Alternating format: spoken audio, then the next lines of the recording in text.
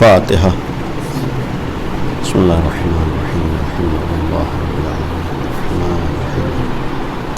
مالك يوم الدين إياك نعبد وإياك نستعين اهدنا الصراط المستقيم صراط الذين أنعمت عليهم غير المغضوب عليهم ولا الضالين.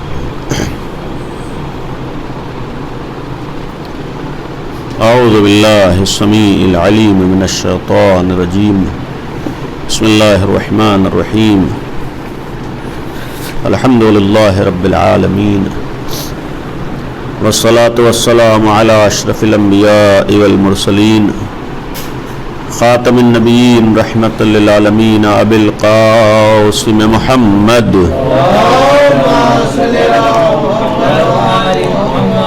وآله الطيبين الطاهرين المعصومين المظلومين ولعنة الله على أعدائهم وغاصب حقوقهم وقاتليهم ومنكري فضائلهم أجمعين. أما بعد قال الله سبحانه تبارك وتعالى وقوله الحق. أعوذ بالله من الشيطان الرجيم. يقول الذين كفروا لست مرسلا قل كفى بالله شهيدا بيني وبينكم ومن عنده علم الكتاب. صلوات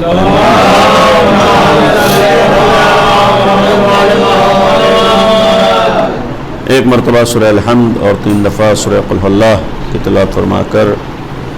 مرحوم مولانا لیاقت رضا صاحب قبلہ کی روح کو اصال فرما دیں. اللہم صل علی محمد اللہم صل علی محمد اللہم صل علی محمد اللہم صل علی محمد صلی علی محمد. بسم اللہ الرحمن الرحیم. الحمد للہ رب العالمین الرحمن الرحیم مالک یوم الدین ایاک نستعین اهدنا الصراط المستقیم صراط الذین انعمت علیہم غیر المغضوب علیہم ولا الضالین. بسم اللہ الرحمن الرحیم. قل هو اللہ احد اللہ الصمد لم یلد ولم یولد ولم یکن له کفوا احد. بسم اللہ الرحمن الرحیم. قل هو الله احد الله الصمد لم يلد ولم يولد ولم يكن له كفوا احد. صدق الله العلي العظيم. صلوات پڑھیں محمد و آل محمد.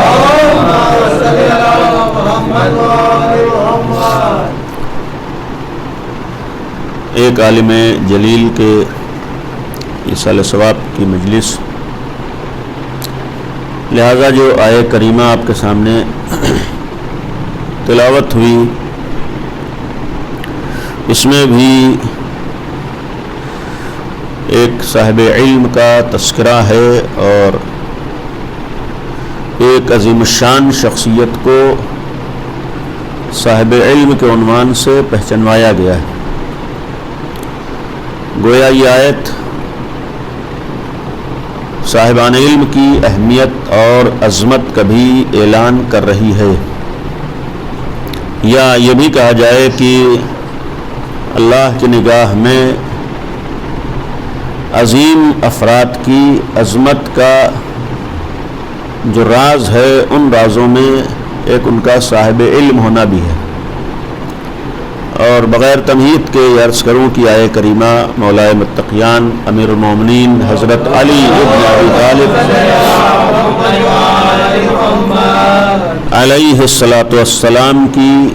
اہمیت، امیر المومنین کی عظمت کے سلسلے میں ہے، اور مولائے کائنات کے مرتبے کو اس آیہ کریمہ نے بیان کیا ہے. اور مشہور آیت ہے سورہ رعد، 13واں سورہ ہے اور اس کی آخری آیت. یقول الذین کفروا لست مرسلا، کہ کفار کہتے ہیں کہ آپ رسول نہیں ہیں. مخاطب پیغمبر اکرم ہے، تو پیغمبر کو مخاطب کر کے قرآن کہہ رہا ہے کہ کفار کہتے ہیں کہ آپ رسول نہیں ہیں. قل، اے پیغمبر ان سے کہہ دیجئے، کفا باللہ شہیداً بینی و بینکم، ہمارے اور تمہارے درمیان گواہی کے لیے اللہ کافی ہے.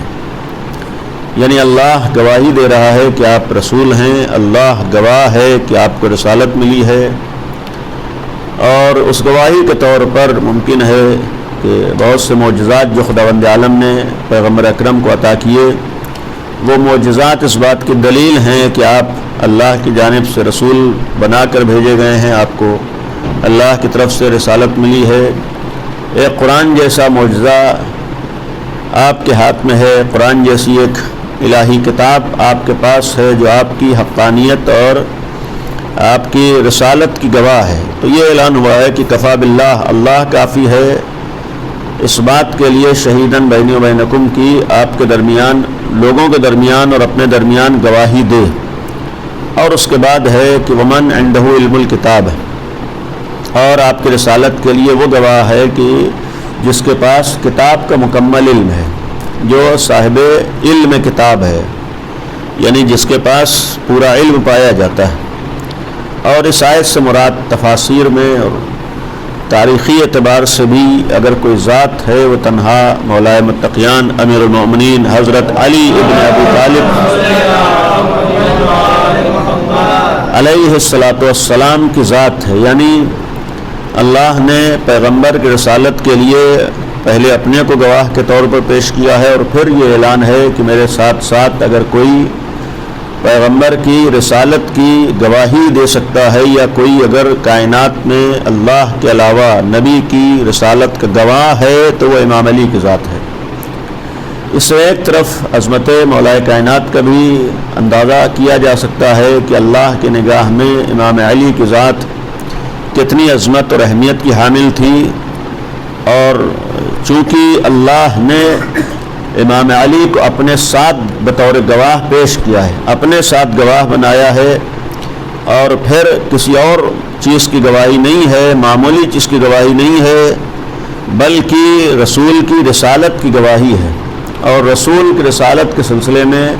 یہ ماننا پڑے گا کہ رسالت دنیاوی عہدہ نہیں ہے بلکہ الہی منصب ہے، اللہ کا دیا ہوا منصب ہے، الہی منصب ہے، الہی عہدہ ہے۔ جب الہی منصب الہی عہدہ ہے تو گویا معمولی عہدہ نہیں ہے، جب معمولی عہدہ نہیں ہے تو ایسے عہدے کی گواہی کے لیے بھی کوئی عام انسان گواہ نہیں بن سکتا ہے، عام انسان گواہی نہیں دے سکتا ہے۔ جتنا عظیم منصب ہو، جتنا عظیم عہدہ ہو، اسی اعتبار سے گواہ کو بھی صاحب عظمت ہونا ضروری ہے۔ اب اگر ایک ذات خود خداوند عالم کی ہے تو اس کی عظمتوں کا تو تصور نہیں کیا جا سکتا ہے، لیکن اگر خدا کے بعد کوئی اور گواہ پیغمبر رسالت کی گواہ بنے تو وہ خود اس بات کی دلیل ہوگی کہ اللہ کی نگاہ میں وہی ذات عظمتوں کی حامل تھی، اہمیت کی حامل تھی، تو اللہ نے اسے گواہ بنایا ہے۔ تو اس سے یہ بھی معلوم ہوتا ہے کہ امیر المومنین عظمتوں کے حامل ہیں اور اہمیت کے حامل۔ اور پھر تیسری چیز اس آیت کریمہ سے جو نتیجہ نکلتا ہے کہ اللہ نے جب امام علی کی عظمت کا اعلان کیا ہے اور اللہ نے امیر المومنین کو گواہ کے طور پر پیش کیا ہے رسول کی رسالت کا، یہاں پر نام نہیں لیا ہے بلکہ ایک صفت کو بیان کیا ہے، اور ایک اس ذات کا جو کمال ہے اسے بیان کیا ہے۔ تو قابل غور ہے کہ جب اتنی اہم بات آئی ہے اور ایک اہم ذات کو پیش کیا ہے، نام نہیں لیا ہے بلکہ صفت کو بیان کیا ہے، تو یہ بھی ماننا پڑے گا کہ پھر کوئی معمولی صفت نہیں ہوگی۔ یا تیسری طرف یہ بھی کہا جائے کہ اگر اللہ نے امیر المومنین کی عظمت کا اعلان کرتے ہوئے کسی صفت سے پہچنوایا ہے تو اس کا مطلب یہ ہوگا کہ اللہ کی نگاہ میں امام علی کی اگر کوئی صفت اہمیت کی حامل ہے تو یہ صاحب علم ہونا ہے، یعنی امام علی کا بعنوان صاحب علم پیش کرنا کہ ومن عنده علم الکتاب، جس کے پاس کتاب کا علم ہے، گویا اعلان ہے کہ اللہ کی نگاہ میں بھی امام علی کی عظمت کا ایک راز ان کا صاحب علم ہونا ہے، امیر المومنین کی اہمیت کا ایک پہلو ان کا صاحب علم کتاب ہونا ہے۔ یعنی یہ کہا جائے کہ اگر مولا کائنات کی عظمت کو بیان کیا جائے، امیر المومنین کی فضیلت کو بیان کیا جائے اور خداوند عالم کی جانب سے ان کی عظمت کا اعلان ہو، تو جس صفت کو اللہ بنیاد بنا رہا ہے یا جس صفت کو پیش کر رہا ہے وہ صفت یہ ہے کہ علی ابن ابی طالب صاحب علم ہیں، ومن عنده علم الکتاب، یعنی ان کے پاس کتاب کا علم ہے۔ تو اس آیت کریمہ سے جہاں امام علی کی عظمت کا اندازہ ہوا تو یہ بھی اندازہ ہوتا ہے کہ اللہ کی نگاہ میں کس حد تک علم کی اہمیت ہے اور کس حد تک صاحب علم کی اہمیت ہے۔ گویا یہ خود ایک اعلان کر رہی ہے کہ صاحب علم کی اگر علم اور صاحب علم کی عظمت نہ ہوتی تو امام علی کو بعنوان عالم نہ پیش کیا گیا ہوتا، بعنوان صاحب علم نہ پیش کیا گیا ہوتا۔ البتہ بہت سی وجوہات ہو سکتی، لیکن ظاہری طور پر عرض کر رہا ہوں کہ امام علی کو صاحب علم کے طور پر پیش کرنا یعنی اللہ کی نگاہ میں علم کی اہمیت اور صاحب علم کی اہمیت۔ اس لیے عرض کر رہا ہوں کہ چونکہ جس عالم جلیل کے اصالہ ثواب کی مجلس ہے، بزرگ علماء میں ہمارے یہاں شمار ہوتا تھا، عظیم عالم تھے، اور یہ ایک المیہ ہے کہ ہمارے ہاں جو واقعاً صاحبان علم ہیں ان کی جتنی قدر ہونا چاہیے اتنی قدر نہیں ہو سکی ہمارے سماج میں، ہمارے معاشرے میں طنز نہیں کر رہا ہوں، بلکہ ایک جو صورتحال ہمارے ہاں ہے، جو واقعاً صاحبان علم ہیں، جو واقعاً باصلاحیت افراد ہیں، جن کی قدر اور اہمیت ہونا چاہیے اس طریقے سے ان کی قدر و اہمیت نہیں ہو سکی۔ یقیناً مرحوم مولانا لیاقت راز صاحب بہرحال بہت سے محلے کے افراد جانتے ہیں، ایک عالم تھے، اور صرف صاحب علم نہیں بلکہ با اخلاق تھے، با کردار تھے۔ علم کے ساتھ ساتھ ان کا اپنا ایک اخلاق، ان کا اپنا ایک کردار، خدمت قوم کا جذبہ، اپنی قوم کے لیے کرنے کی ایک فکر، احساس، بہت سے افراد یہاں گواہ ہیں، اطراف کے افراد گواہ ہیں کس حد تک انہوں نے قوم کے ساتھ کیا ہے۔ لیکن انصاف سے بتائیے ہمارے محلے ہی میں کتنے لوگ جانتے ہوں گے کہ وہ عالم ہیں؟ یعنی کس حد تک ان کی اہمیت جو ہونا چاہیے ہو پائی عمومی طور پر، کس حد تک ان کا مرتبہ جو نگاہوں میں ہونا چاہیے، ان کی جو وقت ہونا چاہیے وہ نہیں ہو پائی۔ یعنی ایک ہے حقیقت کہ جو صاحبان علم ہوتا کیا ہے، معمولاً جو سامنے آ رہا ہے وہی اہمیت، یا جو ظاہر کر رہا ہے اسی کی اہمیت بعض جگہوں پر ہو پاتی ہے۔ جو اپنے کو پبلک میں گویا اپنے اعتبار سے کوشش کر رہا ہے کہ ہمیں لوگ سمجھیں تو ہم اس کو زیادہ اہمیت دیتے ہیں، لیکن جو سکوت اختیار کر لے، خاموشی اختیار کر لے، یا خاموشی کے ساتھ خدمت دین انجام دے رہا ہو، پھر اس کی اہمیت نہیں ہو پاتی ہے۔ جبکہ حق ہے کہ ایسے افراد جو خاموشی کے ساتھ بغیر نام و نمود کی فکر کے خدمت کرتے ہیں ان کی اہمیت زیادہ ہونا چاہیے۔ یعنی جن کے ہاں خدمت کا جذبہ اپنی پبلسٹی کے لیے نہیں ہوتا ہے، اپنے نام و نمود کے لیے نہیں ہوتا ہے، بلکہ اپنی ذمہ داریوں کو سمجھ کر خدمت انجام دیتے ہیں، یقیناً وہ لائق احترام ہوتے ہیں، یقیناً وہ لائق عظمت ہوتے ہیں۔ اور انہی علماء میں سے یہ ایک عالم بھی تھے جنہوں نے واقعاً میں ذمہ داری سے رہا، انہیں ہرگز نام و نمود کی فکر نہیں تھی، انہیں اپنے پہچنوانے کی فکر نہیں تھی۔ کہیں آپ نے نہیں دیکھا ہوگا کہ انہوں نے کوئی کام کیا ہو تو پھر، حالانکہ آج ایک عمومی طور پر اس ماحول میں بعض جگہوں پر بتاؤ فیصد بہت کم ہے، بہت کم ہوتے ہیں، لیکن پھر بھی ایسے افراد پائے جاتے ہیں کہ مثلاً اگر ہم نے کسی حد تک وسیلہ بن گئے کسی کی خدمت کا اور کسی کی تک مدد پہنچانے کا، تو ہم چاہتے ہیں کہ ہمارا نام ہو جائے۔ اگر ہم ذریعہ بھی بن گئے تو ہم چاہتے ہیں کہ لوگ ہمیں پہچان جائیں، معلوم ہو جائے کہ ہم نے کیا ہے۔ آج تو سوشل میڈیا کا زمانہ ہے، ہر ہاتھ میں موبائل ہے، تو ہم چاہتے ہیں کہ پورے شہر کو نہیں بلکہ پورے ملک کو معلوم ہو جائے کہ ہم نے کیا ہے، یہ ہوتا ہے، تصویریں چھپیں گی، آرٹیکل ہمارے سلسلے میں آئیں گے، یہ سب ہو رہا ہے۔ یعنی آج بعض جگہوں پر اس طرح کے نمونے سامنے آتے ہیں کہ جتنا کیا نہیں ہے اس سے زیادہ ہم چاہتے ہیں کہ لوگوں کو پتہ چل جائے کہ بھئی ہم نے کیا ہے، احسان بھی ہوگا، اور پھر بہت سے اس کے بعد کے معاملات ہوتے ہیں۔ جبکہ اس سلسلے میں قابل غور چیز ہے کہ ہم کبھی کبھی یہ بھی بھول جاتے ہیں کہ ہم اگر کسی کی مدد کر رہے ہیں تو ہمیں حق نہیں ہے کسی کی عزت کو نیلام کرنے کا۔ اگر ہم کسی کو سہارا دے رہے ہیں تو ہمیں حق نہیں ہے کسی کو دو لوگوں کے سامنے لانے کا۔ کسی مجبوری کی بنیاد پر اگر وہ ہمارے پاس آیا ہے تو ہمیں حق نہیں ہے کہ کسی تک اس کا نام پہنچ جائے کہ فلاں نے مدد حاصل کی ہے۔ حالانکہ یہ چیز بھول جاتے ہیں کہ بھائی اس کی بھی اپنی عزت ہے، ہمیں اپنی عزت کا خیال رہتا ہے، لیکن سامنے والے کی عزت کی فکر نہیں رہتی، اپنی عزت کی فکر ہوتی ہے، دوسرے کی عزت کو ہم بھول جاتے ہیں، یہ ہوتا ہے۔ جبکہ ہمیں اسلامی نقطۂ نظر سے حق نہیں ہے کسی کی بھی عزت کے سلسلے میں بے فکر ہو جانے کا، بے خیال ہو جانے کا نہیں۔ ایک ہمارا فریضہ ہے کہ ہم دوسروں کی عزت کا بھی خیال کریں۔ اسی لیے اہل بیت کا جو طریقہ رہا ہے مدد کرنے کا، اہل بیت کا جو انداز رہا ہے، معصومین کے انداز تو یہ تھا کہ حتیٰ جو اپنے تھے ان کو پوری زندگی معلوم بھی نہیں ہو پاتا تھا کہ یہ امام تھے جو خدمت کر رہے تھے۔ روایات اس طرح کی ہیں کہ بعض لوگ شاکی ہوتے تھے، شکوہ کرتے تھے کہ بھئی امام بھی تو ہیں، ان کو فکر نہیں ہے، دوسرا کوئی مدد کر دیتا ہے۔ یعنی اس طرح کے اہل بیت کے سلسلے میں واقعات ہیں کہ بعض افراد ایسے بھی گزرے ہیں، یعنی اہل بیت کی خدمت اور قوم کے مدد کرنے کا جو انداز و طریقہ تھا کہ بعض افراد شکوہ کرتے تھے کہ غیر آ کر ہمارے ہاں مدد پہنچا دیتا ہے، امام کو فکر نہیں ہے، لیکن جب امام دنیا سے جاتے ہیں تب معلوم ہوتا ہے وہ غیر کوئی اور نہیں تھا بلکہ خود امام تھے۔ یعنی جب امام رخصت ہوتے تب پتہ چلتا تھا کہ وہ امام تھے جو ہمیں سہارا دیتے تھے، وہ امام تھے جو ہماری مدد کرتے، یعنی اس حد تک امام خیال کرتے تھے، اس حد تک امام فکر کرتے تھے. یہی ہمارے ہونا چاہیے. اور پھر یہی وجہ ہے کہ الحمدللہ انہوں نے ایک صلوات پڑھ دیں محمد و آل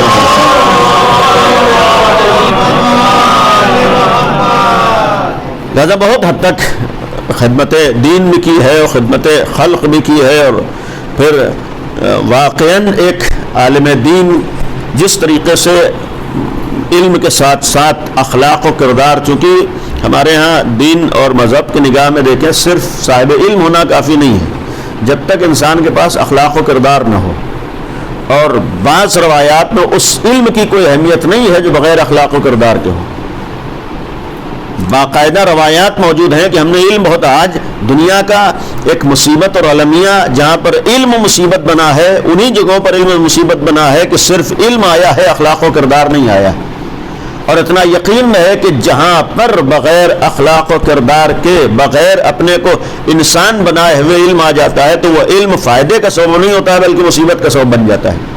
آج کتنے ایسے صاحبان علم ہیں اس دور میں جو امتحانی دور ہے، سخت دور ہے، اللہ کی جانب سے عذاب بھی کہا جا سکتا ہے، ایسے حالات میں کتنے صاحبان علم ہیں جنہوں نے ان حالات کو اپنی کمائی کا ذریعہ بنایا ہے. ایسے افراد جو دوسروں کی مجبوری سے فائدہ اٹھا رہے ہوں، سمجھ لیجئے کہ صاحب علم نہیں ہے، اس کے پاس علم نہیں ہے. اس لیے کہ علم کا مطلب دوسروں کی مجبوری سے فائدہ اٹھانا نہیں ہوتا ہے. علم کا مطلب ہوتا ہے کہ وقت پڑھنے کے اوپر اپنے علم کو دوسروں کی مدد کا ذریعہ بنا لینا. کتنے فیصد ہمارے ہاں سماج میں ایسے افراد پائے جاتے ہیں جو اپنے علم کو انسانیت کی خدمت کا ذریعہ سمجھتے ہیں. کتنے ایسے افراد ہیں جو اپنے علم کو دوسروں کی خدمت کا ذریعہ سمجھتے ہیں؟ نہیں ہے، بہت کم ہے. لیکن ہمارے ہاں تعلیمات اہل بیت ہیں، یہی تو پیغام دیا ہے کہ وہ علم نہیں ہے جو انسان نہ بنا رہا ہو، وہ علم نہیں ہے جو اخلاق و کردار کے ساتھ نہ ہو. وہی علم مفید ہے کہ جتنا علم بڑھتا جا رہا ہو اتنی انسانیت بھی بڑھتی جا رہی ہو. وہی علم ہے جتنا بڑھ رہا ہو اتنا اخلاق و کردار کے ذریعے سے سامنے آ رہا ہو. لہذا واقعاً دین کی نگاہ میں صاحب علم اسی کو کہا گیا ہے کہ اگر اس کے پاس کسی بھی فن کا علم ہے تو علم آنے کے ساتھ ساتھ اس کے اندر انسانیت کی خدمت کا جذبہ بھی پیدا ہو رہا ہو. یعنی کسی بھی کرسی پر بیٹھنے کے بعد یہ نہ سوچیں کہ اب تو حالات ایسے آ گئے ہیں کہ ہمیں دوسروں کو چوسنے کا موقع مل گیا ہے، دوسروں کی جیبیں خالی کرنے کا موقع مل گیا. نہیں، ایسے موقعوں پر اگر واقعاً صاحب علم ہے تو اللہ کی بارگاہ میں شکر کرے گا، خدایا ہمیں خدمت خلق کا موقع مل گیا. اگر یہ جذبہ ہو تب تو سمجھ لیں کہ ہم نے علم کو پہچانا اور واقعاً صاحب علم ہوئے. ورنہ خالی اصطلاحوں کا یاد کر لینا اسے صاحب علم ہونا نہیں کہتے ہیں، ڈگریاں حاصل کر لینا اسے صاحب علم ہونا نہیں کہتے ہیں، بہت کئی سال تک کہیں جا کر پڑھ لینا اسے صاحب علم نہیں کہتے ہیں. بلکہ صاحب علم کا مطلب ہے کہ جتنا انسان علمی اعتبار سے ترقی کر رہا ہو اتنا انسانیت کے اعتبار سے بھی ترقی کر رہا ہو. اور اگر وہی علم ہوتا تو آج یہ انسان جو آسمانوں کا سفر کر رہا ہے، فضاؤں کا سفر کر رہا ہے، چاند تک جا رہا ہے، یہ انسان کا جسم تو وہاں تک پہنچ رہا ہے، انسانیت کتنی پہنچی ہے؟ سوال تو یہی ہے کہ یہی آج انسان علمی حوالے سے کہنے کو کہاں سے کہاں پہنچ گیا ہے. لیکن اتنی ترقی کے بعد جو بظاہر جسے ترقی سمجھ رہا ہے، انسانیت کہاں تک پہنچی ہے؟ انسانیت تو اسی جگہ پر ہے. آج ایک انسان دوسرے انسان کی فکر کرنے پہ تیار نہیں ہے. آج ایک انسان دوسرے انسان کو اپنے مفاد کے لیے استعمال کر رہا ہے. آج ایک انسان دوسرے انسان کو ذریعہ بنا رہا ہے اپنے مفاد کے لیے. کہنے کو ہم آسمان پہ جا رہے ہیں، کہنے کو ہم فضاؤں میں جا رہے ہیں. واقعاً اگر دنیا علمی میدانوں میں ترقی کر رہی ہوتی، صاحب علم نہیں ہوتی، یا جس کو ہماری زبان میں کہا گیا ہے کہ جہالت سے دور ہو رہی ہوتی، تو یہ نمونے جو اس وقت دنیا میں دکھائی دے رہے ہیں نمونے سامنے نہ آ رہے ہوتے. یعنی صرف جسم وہاں تک نہ پہنچ رہا ہوتا بلکہ انسانی فکر بھی کمال تک پہنچ رہی ہوتی، انسانیت بھی کمال تک پہنچ رہی ہوتی، ایک انسانی جذبہ بھی کمال تک پہنچ رہا ہوتا جہاں پر دوسروں کی فکر ہوتی. اور آج اگر دنیا میں نگاہ اٹھا کر دیکھیں، یہی علم سبب بن رہا ہے جہاں پر انسانیت کو چوسا جا رہا ہے، انسانیت کو نقصان پہنچایا جا رہا ہے. اسی علم کے ذریعے سے دنیا اپنے مفاد حاصل کر رہی ہے. ورنہ ایسے افراد دنیا میں ہے کہ واقعاً اگر علم بہت اچھا ہے جو یقیناً ہے، تو صاحب علم جو ہو گیا ہوتا، یا جس ملک میں علم پایا جاتا، جو علم ٹیکنالوجی کے اعتبار سے آگے ہوتا، وہاں انسانیت کے نمونے بھی دکھائی دے رہے ہوتے. آج تو المیہ یہ ہے کہ دنیاوی اعتبار سے جو ملک علمی حوالے سے ترقی کر رہا ہے اتنا ہی زیادہ انسانیت وہاں کھوتی جا رہی ہے، اتنی ہی زیادہ انسانیت وہاں نہیں دکھائی دیتی ہے۔ آج کتنے ایسے ممالک ہیں جو علمی میدانوں میں پیچھے نہیں ہیں، آج ٹیکنالوجی ان کے پاس ہے، لیکن وہی ممالک ہیں اتنا ہی زیادہ انسانیت کو نقصان پہنچا رہے ہیں۔ اس کا مطلب خالی علم نہیں ہوتا ہے، بلکہ وہ علم ہوتا ہے یا وہ علم فائدہ پہنچاتا ہے جو انسان کو انسان بھی بنا رہا ہو۔ ورنہ آج ظاہری اعتبار سے امریکہ علم میں کسی سے پیچھے نہیں ہے، آج ظاہری اعتبار سے اسرائیل علم میں کسی سے پیچھے نہیں ہے،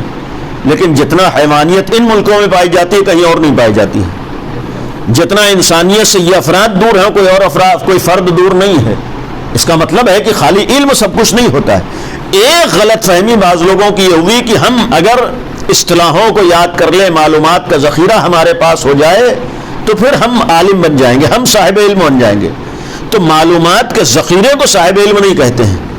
اصطلاحوں کو یاد کر لینے کو صاحب علم نہیں کہتے ہیں، بلکہ صاحب علم کا مطلب ہے کہ جتنا انسان اس راستے میں آگے بڑھ رہا ہو اتنا انسانیت بھی کمال تک جا رہی ہو۔ اور جب انسانیت کمال تک جائے گی تو پھر جس طریقے سے اپنی فکر ہوگی اسی طریقے سے دوسرے کی فکر ہوگی، جس طریقے سے اپنا خیال ہوگا اسی طریقے سے دوسرے کا خیال ہوگا، اور واقعاً اسی بنیاد پر اسے صاحب علم کہنے کا حق ہے کہ جو اپنے علم کو دوسروں کے نقصان پہنچانے کا ذریعہ نہ بنا رہا۔ آج یہ وبا جو آپ کے سامنے آئی ہے، کتنے ایسے واقعاً کسی حد تک حقیقت ہے کہ بھی علم کی دین ہے، بعض ہاتھوں کا نتیجہ ہے، اور پھر اس کے نتیجے میں آج ایک المیہ یہ بھی ہے کہ مثال کے طور پر علم کے حوالے سے دو راستے ہیں، بلکہ ایک روایت ہے کہ حقیقتاً علم دو ہی ہیں، علم الادیان و علم الابدان۔ ایک دین کا علم یہ ہے واقعاً علم، اور ایک ڈاکٹری طبابت یعنی جس کو ہم لوگ علاج معالجہ، اس علم کو علم کہا گیا، یعنی اس سے انسان کی خدمت ہوتی ہے۔ ایک علم ہے جو انسان کے ایمان کو فائدہ پہنچاتا ہے، اور ایک علم ہے جو انسان کے جسم کو فائدہ پہنچاتا ہے۔ ایک علم ہے جس کے ذریعے سے انسان روحانیت کو فائدہ ہوتا ہے، اور ایک علم ہے جس کے ذریعے سے، یہ معصوم کی روایت ہے، دو علم حقیقتاً علم ہے جس سے انسان جسمی اعتبار سے محفوظ رہتا ہے۔ لیکن اگر واقعاً یہی علم ہے جسے علم الابدان کہا گیا، یعنی ڈاکٹری طبابت، اس فیلڈ میں آج اگر آپ عالمی پیمانے پر جا کے دیکھیے کہ سب سے بڑا کاروبار آج اسی ڈاکٹری اور طبابت کا ہو گیا ہے، جبکہ جو علم سب سے زیادہ انسانیت کی خدمت کا ذریعہ بنایا گیا تھا، یعنی حقیقتاً یہ دو علم ہیں۔ اس کا مطلب ہے کہ جو علم انسان کی خدمت کا واقعی ذریعہ ہے وہ یا تو علم دین ہے یا علم جسم ہے، یعنی طبابت ہے اور ڈاکٹری ہے، اور یہی علم آج سب سے زیادہ اپنے مفاد کا ذریعہ ہے۔ آج تو آپ اگر واقعاً کسی حد تک وابستہ ہوں اور تحقیق و جستجو کریں، ایسی بیماریاں وجود میں لائی جاتی ہیں کہ جب لوگ بیمار ہوں گے تب ہماری دوا کی سیل ہوگی، یعنی واقعاً ہو رہا ہے۔ اور یہاں تک نوبت آئی ہے کہ آج بیماریوں کا علاج ایسی دواؤں سے کیا جاتا ہے، یعنی ایک عالمی پیمانے پر، فرد کی بات نہیں کرو، الحمدللہ ہر شعبے میں اچھے افراد بھی ہیں، ہمارے یہاں بہترین ڈاکٹر بھی ہیں، انسانیت کی خدمت کرنے والے ہیں، لیکن ایک عالمی پیمانے پر معاملہ یہ ہے کہ آج اگر کسی بیماری کا علاج تلاش کیا جاتا ہے، کوئی دوا مارکیٹ میں لائی جاتی ہے، ایسے انسانیت سے گرے ہوئے افراد ہیں جو ایسی دوائیں لے کر آتے ہیں کہ اس دوا کی وجہ سے اگر فلاں مرض ہمارا ٹھیک ہو رہا ہے، لیکن اس ٹھیک ہونے کے ساتھ ساتھ 10 مرض ہمارے جسم میں اور بڑھ رہے ہیں، اور یہ اس لیے 10 مرض بڑھ رہے ہیں کہ جب وہ ایک دوا ہم کھائیں گے فلاں مرض تو ٹھیک ہوگا، یہ 10 مرض جب ہمارے وجود میں اور بدن میں آئیں گے تو ہم مجبور ہوں گے دوبارہ ان کی طرف جانے کے لیے، ہم مجبور ہوں گے دوبارہ دوائیں خریدنے کے لیے، ہم مجبور ہوں گے دوبارہ دوائیں کھانے۔ اب ظاہر سی بات، جب آدمی مجبور ہوگا دوائیں کھانے کے لیے تو پھر فائدہ کس کا ہوگا؟ یعنی آج انسانیت اس حد تک پستی میں پہنچ گئی ہے کہ بظاہر تو وہ علاج کر رہی ہے، لیکن علاج نہیں کر رہی ہے، علاج کو ذریعہ بنا رہی ہے اپنے مفاد کا، علاج کو ذریعہ بنا رہی ہے اپنی جیبیں بھرنے کا، علاج کو ذریعہ بنا رہی ہے کہ ہم کتنا کما لیں گے، جہاں پر انسان کے ساتھ یہ ذہن میں آ رہا ہے کہ ہماری کمائی کا ذریعہ ہے، سمجھ لیجئے نہ تو اس نے علم کو پہچانا ہے نہ اس نے انسانیت کو پہچانا ہے۔ انسانیت کا تو پہلا قدم ہی یہ ہے کہ جس طریقے سے ہم کو اپنی فکر ہوتی ہے اسی طریقے سے دوسروں کی فکر ہو۔ واقعاً صاحب علم اسے کہتے ہیں کہ اگر کبھی ایسا موقع آ رہا ہو تو وہ اللہ کی بارگاہ میں شکر کر رہا ہو، خدایا ہمیں خدمت خلق کا موقع مل رہا ہے، نہ یہ کہ ذہن میں ہو کہ ہماری کمائی کا ذریعہ آ رہا ہے۔ آج ہوتا ہے بعض جگہوں پر بیٹھنے کے بعد ہم سوچتے ہیں فلاں آ رہا ہے، ایک کمائی کا ذریعہ ہو گیا، اب تو ہماری جیب بھرے گی۔ نہیں، اسے علم نہیں کہتے ہیں۔ یہاں پر اگر یہ احساس ہو رہا ہے کہ فلاں آ رہا ہے، اب ہمیں خدمت خلق کا موقع ملا ہے، جو ہم نے علم حاصل کیا تھا اس کو، علم کو انسانیت کی خدمت کا ذریعہ ہم نے بنایا تھا، لہذا ہمیں خدمت کا موقع ملا۔ لہذا معصوم نے فرمایا کہ انسان کے لیے جو عظمت کی بات ہے یا عظمت کا پہلو ہے اس کا صاحب علم ہونا ہے، اور یہی ہر دور میں صاحبان علم ایسے رہے ہیں جنہوں نے خدمتیں کی ہیں، صرف اہل بیت نہیں، صرف معصومین نہیں۔ آپ تاریخ اہل بیت اٹھا کر دیکھیے، معصومین کی تاریخ میں ایک صلوات پڑھیں، محمد و آل محمد۔ اہل بیت علیہ الصلوۃ والسلام کی ایک عظمت کا بہت بڑا راز ان کا صاحب علم ہونا تھا، اور یہی صاحب علم ہونا سبب بنا ہے کہ دنیا کی بہت سی مشکلات اور پریشانیوں کو اہل بیت نے حل کیا ہے۔ اہل بیت علیہ الصلوۃ والسلام پیغمبر کے بعد، اور اسی بنیاد پر اس آیت کی روشنی میں ایک پہلو اور قابل غور ہے کہ اتنا تو مسلم ہے، اتنا ثابت ہے کہ قرآن، روایات اور پھر مشاہدات کی بنیاد پر پیغمبر کے زمانے میں ہو یا بعد پیغمبر ہو، امام علی سے بڑا کوئی عالم نہیں تھا۔ یعنی دلیلیں موجود ہیں، قرآن کی آیات موجود ہیں، احادیث پیغمبر موجود ہیں، اور مشاہدات موجود ہیں، غیروں کے اعترافات موجود ہیں۔ تاریخ میں امام علی سے بڑا کوئی عالم نہیں ہے۔ پیغمبر کے بعد بھی، پیغمبر کے زمانے میں خود پیغمبر کے بعد اگر کوئی صاحب علم ہے، یہ بھی عرض کر دوں کہ ہمارے ہاں اللہ کے بعد اگر کوئی صاحب علم ہے تو پیغمبر کی ذات ہے۔ یعنی یہ غلط فہمی مسلمانوں کے درمیان ہوئی کہ پیغمبر صاحب علم نہیں تھے، نہیں، اللہ کے بعد اگر کوئی عالم ہے تو پیغمبر عالم ہے۔ پیغمبر بھی بہت بڑے عالم تھے۔ ایک یہ بھی المیہ ہوا کہ پیغمبر جب صاحب علم نہیں بن پائے تو پھر وہ قوم کہاں صاحب علم بنے گی؟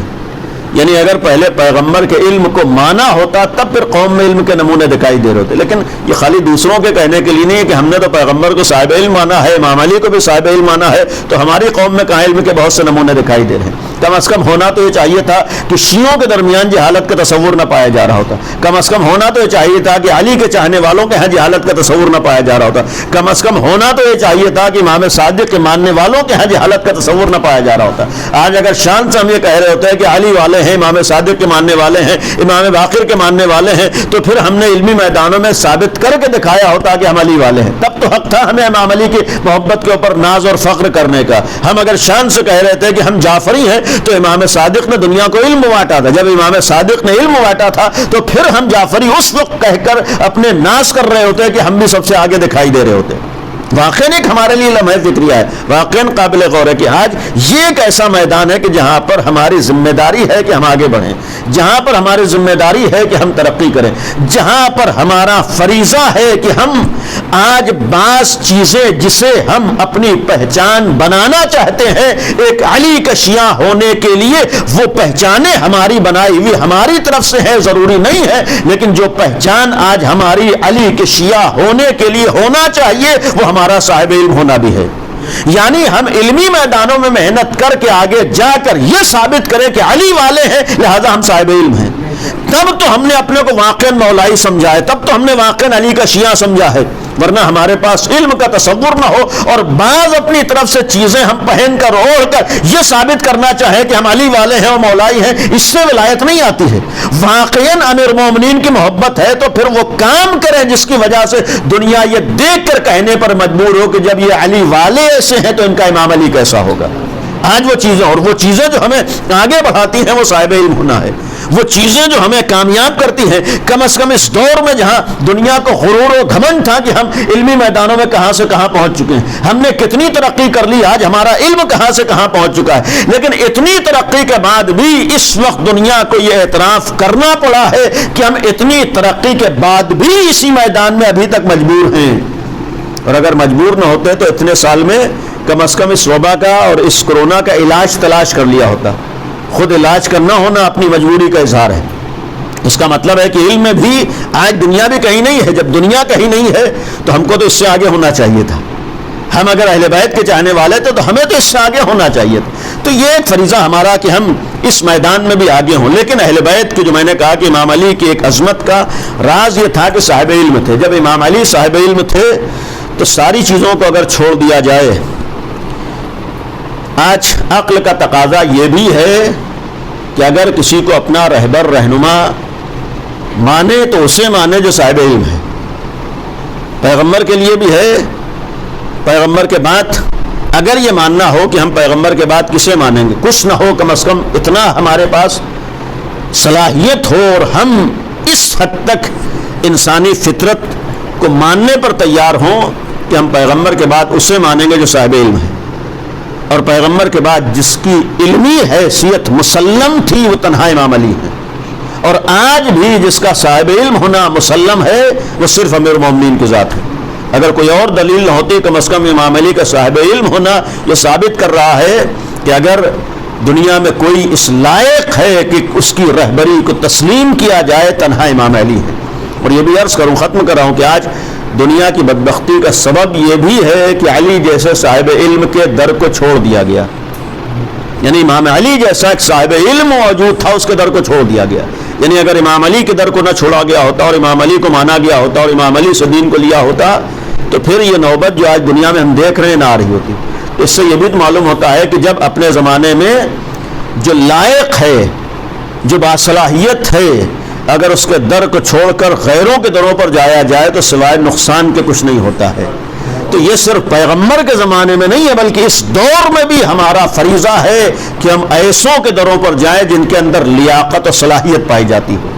جہاں پر لیاقت و صلاحیت نہیں ہوتی, آدمی آنکھ بند کر کے شہرت کو دیکھتا ہے, منصب کو دیکھتا ہے, عہدے کو دیکھتا ہے اور پھر اس کے پیچھے جاتا ہے تو سوائے نقصان کے انسان کو کچھ حاصل نہیں ہوتا ہے. امیر المومنین کے زمانے کا آج ہمارے سامنے, کاش دنیا نے امام علی کو مانا ہوتا, کاش دنیا نے امام علی کے در کو نہ چھوڑا ہوتا, کاش دنیا نے امیر المومنین کی پیروی کی ہوتی تو دنیا اس حد تک پستیوں میں نہ گئی ہوتی. یقین رکھیے کہ اگر دنیا نے علی ابن ابی طالب کے در کو نہ چھوڑا ہوتا تو آج بھی جو ہمارے سامنے مسلمانوں کی ذلت و رسوائی کے نمونے سامنے آ رہے ہیں, یہ ذلت و رسوائی کے نمونے سامنے نہ آ رہے ہوتے. یہ امام علی جیسی ذات کے در کو چھوڑنے کا نتیجہ ہے.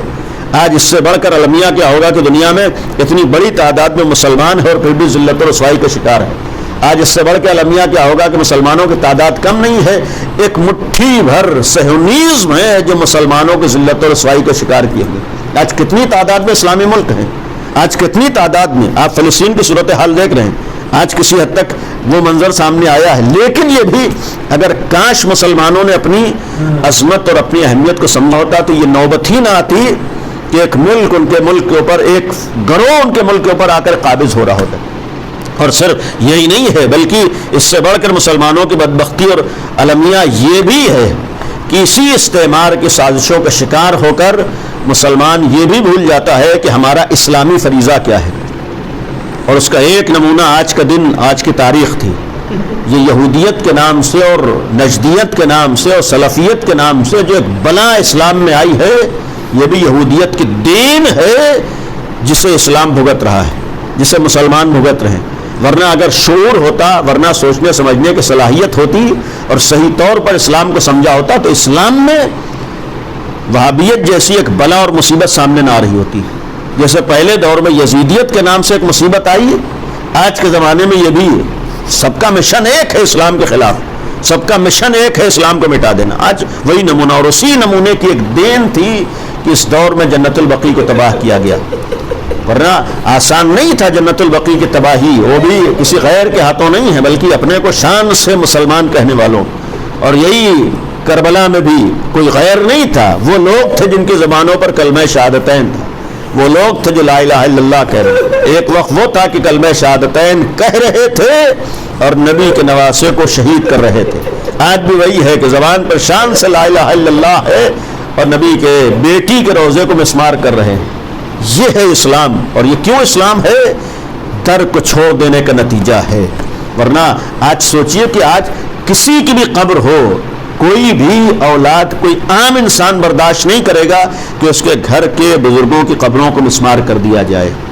آج عام انسان بھی تحمل نہیں کرے گا۔ آپ سوچیں جو چیز ایک عام انسان برداشت نہ کرے، پیغمبر جیسی عظیم الشان ذات کے گھرانے کی ایک دو قبریں نہیں، مشہور یہی ہے کہ صدیقہ طاہرہ کی قبر بھی وہی ہے، اور صرف جناب سیدہ نہیں بلکہ 4 اماموں کی قبریں وہاں ہیں، ازواج پیغمبر کی قبریں ہیں، اصحاب پیغمبر کی قبریں ہیں، جہاں قبروں کے نشان کو مٹا دیا گیا ہو۔ یہ ایک معمولی المیہ نہیں ہے اس دور کا، یہ معمولی جرم اس دور کا نہیں ہے۔ اگر تاریخ میں اہل بیت پر مظالم ہوئے ہیں اور مظالم کی مثالیں ہیں تو اس دور کا معمولی ظلم نہیں ہے جو آل محمد پر کیا گیا ہے۔ اور پھر صرف ظلم ہی نہیں ہے بلکہ آج بھی وہ ظلم اسی طریقے سے باقی ہے، یعنی وہ منظر جو نگاہوں کے سامنے آتا ہے، آپ تصور نہیں کر سکتے ہیں کہ کوئی ایک غیرتدار آدمی اپنے گھر کی، اپنے بزرگوں کی قبروں کو اس عالم میں دیکھے تو کس طریقے سے بے چین ہوگا۔ لیکن ایک المیہ ہے جو آج اس وقت کیوں نہ ہو، ایک وہ وقت تھا کہ جہاں پر وفات پیغمبر کے بعد امیر المومنین کے ساتھ جو سلوک ہوا ہے، مولا کائنات کے ساتھ جو امتحانات کی منزلیں آئی ہیں، علی نے آج ایک منظر تھا، علی نے پہلے ہی دن سے کیا کیا مناظر دیکھے ہیں۔ وفات پیغمبر کے بعد علی غمزدہ ہے، نبی جیسی ذات کے جانے کے بعد، پیغمبر اکرم کے بعد امیر المومنین کے لیے معمولی غم نہیں ہے، لیکن اسی غم کے ساتھ ساتھ علی نے وہ منظر بھی دیکھا ہے کہ دروازے پہ لکڑیاں جمع ہوئی ہیں، علی نے وہ منظر بھی دیکھا ہے کہ سیدہ در و دیوار کے درمیان آئی ہے، علی نے وہ منظر بھی دیکھا ہے کہ شکم میں جناب محسن کی شہادت ہوئی ہے، علی نے وہ منظر بھی دیکھا ہے کہ سیدہ اس دنیا سے رخصت ہوئی ہیں۔ امام علی کے لیے یہ امتحان آسان نہیں تھا کہ اپنی نگاہوں سے وہ مناظر دیکھ رہے تھے، لیکن تاریخ کا ایک موڑ ایسا ہے کہ جس وقت امیر المومنین کے کانوں میں، جب امیر المومنین نے صدیقہ طاہرہ کو وصیت کے مطابق دفن کیا ہے، دفن کے بعد جب لوگوں نے سوال کیا کہ سیدہ کب دفن ہوں گی، وہ تو رات کے سناٹے میں دفن ہو گئی، رات کی تاریکی میں دفن کر دی گئی، رات کی تاریکی میں سپرد خاک ہو گئی، کیونکہ سیدہ نے وصیت کی تھی۔ تو لوگوں نے کہا کہ ہم قبر کو کھود کر سیدہ کے جنازے پر نماز پڑھیں گے۔ جیسے ہی یہ بات امیر المومنین تک پہنچی ہے، ہاتھ میں تلوار کو لیا ہے، فرمایا کہ اب تک تو میں نے خاموشی اختیار کی ہے، اب تک تو میں نے صبر کیا ہے، اب تک تو میں نے سکوت اختیار کیا، لیکن جسارت اگر یہاں تک پہنچ گئی تو اب علی کے ہاتھوں میں تلوار ہے، کسی میں ہمت نہیں ہے کہ علی کے ہوتے ہوئے یہ جسارت کر دے کہ سیدہ کی قبر کو کھود دے۔ ذرا سوچئے جب علی نے اس وقت برداشت نہ کیا کہ علی کے سامنے سیدہ کی قبر کو کھودا جائے، وہی علی جو اب تک خاموش تھے، لیکن یہ ایسی مصیبت تھی، گویا پیغام تھا، یہ معمولی مصیبت نہیں ہوتی ہے۔ انصاف سے بتائیے جو پردہ غیب میں علی موجود ہے، جب اس علی کی نگاہوں کے سامنے یہ جنت البقیع کا منظر آیا ہے تو اس امام کے دل کی کیفیت کیا ہوئی ہوگی؟ وہ امام کیسے تڑپا ہوگا جس نے تاریخ کی مصیبتوں کو نگاہوں سے دیکھا ہے، مظلوم امام ہے،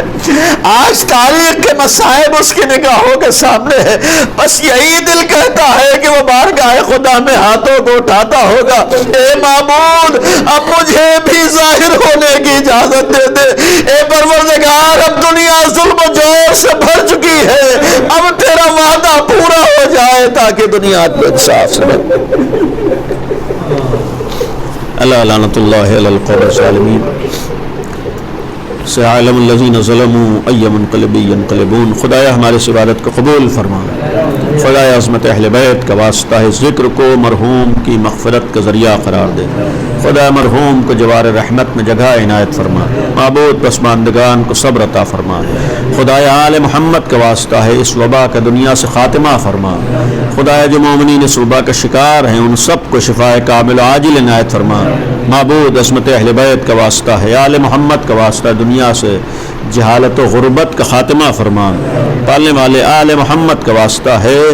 دنیا سے ظلم و ظالمین کا خاتمہ فرما، پالنے والے مظلومین کی حمایت و نصرت فرما، خدایا جنت البقیع پر ظلم ڈھانے والوں کو کیفر کردار تک پہنچا دے، خدایا آل محمد کا واسطہ ہے اہل بیت کا واسطہ ہے امام زمانہ کو ہم سے راضی اور خوشنود فرما۔ خدایا علماء اعلام کا سایہ ہمارے سروں پر باقی رہے۔ معبود عظمت اہل بیت کا واسطہ ہے ہم سب کو واقعی علماء کی عظمت اور اہمیت کو سمجھنے کی توفیق عنایت فرما۔ خدایا آل محمد کا واسطہ ہے، اہل بیت کا واسطہ ہے، امام زمانہ کے ظہور میں تعجیل فرما۔ ہم سب کو امام کے ناصروں میں شمار فرما۔ ایک دفعہ سورہ حمد اور 3 دفعہ سورہ قل اللہ کی تلاوت فرما کر مرحوم حجت الاسلام والمسلمین مولانا سید لیاقت رضا صاحب قبلہ کی روح کو ایصال فرما دیں۔